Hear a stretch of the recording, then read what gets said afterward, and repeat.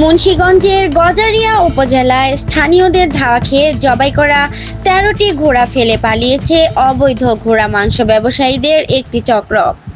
ঘটনাস্থল থেকে জবাইয়ের জন্য আনা একটি জীবিত ঘোড়াও উদ্ধার করেছেন এলাকাবাসী। বুধবার ভোরে উপজেলার আনারপুরা বাস স্ট্যান্ড সংলগ্ন পল্লী বিদ্যুৎ সাবস্টেশনের পেছনে একটি পরিত্যক্ত ঘর থেকে এসব ঘোড়া উদ্ধার করা হয়। স্থানীয়রা জানান, উদ্ধার হওয়া ঘোড়াগুলো জবাই করে প্রায় ৩৫ থেকে ৪০ মণ মাংস সংগ্রহ করে বাজারজাত করার পরিকল্পনা ছিল চক্রটির।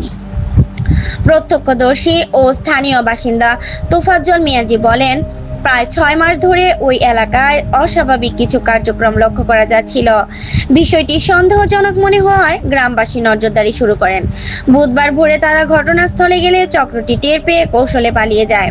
এ সময় তিতাস ও রাজীব নামের দুইজনকে তারা চিনতে পারেন বলে জানান।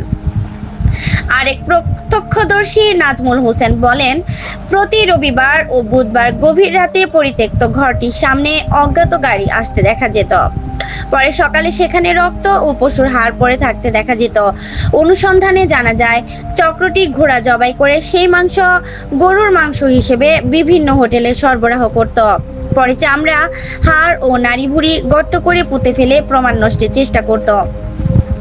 উপজেলা প্রাণী সম্পদ কর্মকর্তা রিগেন মোল্লা বলেন, খবর পেয়ে পুলিশ ও ইউএনওকে জানানো হয়েছে।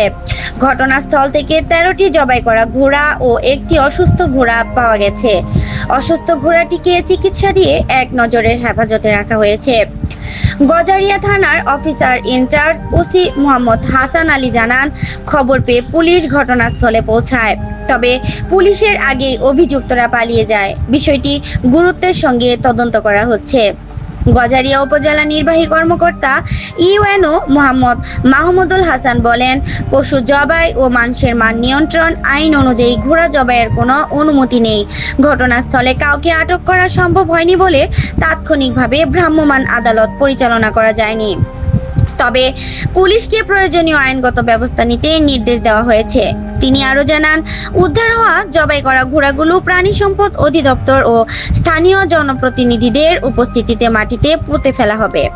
নাহিদা, কথা টিভি ৭১, ঢাকা।